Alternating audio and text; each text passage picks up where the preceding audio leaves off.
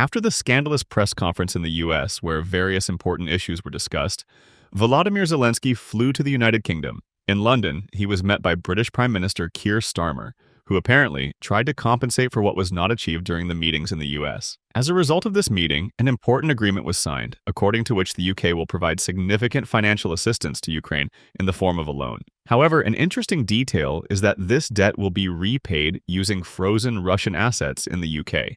These assets were frozen in response to Russia's aggression against Ukraine. Thus, it can be said that, ultimately, Russia will be paying off this debt, as the funds that were once Russian assets are now being directed to aid Ukraine.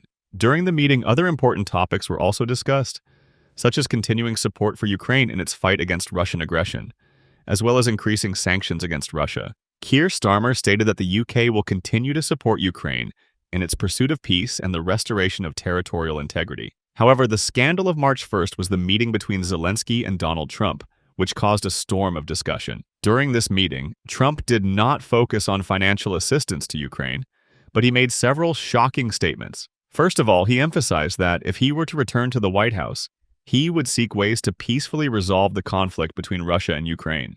Trump said that, in his opinion, he was capable of negotiating with Vladimir Putin and reaching an agreement that could end the war. Moreover, he made it clear that, in his view, Ukraine should take more responsibility for solving its problems, and the U.S. might reduce its active role in the conflict. This statement caused dissatisfaction among Ukrainian authorities, as it could undermine trust and further support from the West. Trump also touched upon the issue of corruption within the Ukrainian government, which has become a familiar topic for his remarks. He noted that the U.S. must be sure that Ukraine continues to fight corruption and implement reforms before expecting long-term aid. This meeting became the subject of heated debates, as Trump's position on the possible reduction of military and financial support for Ukraine, as well as his willingness to start negotiations with Putin, raised concerns about the future of strategic partnership between Ukraine and the U.S.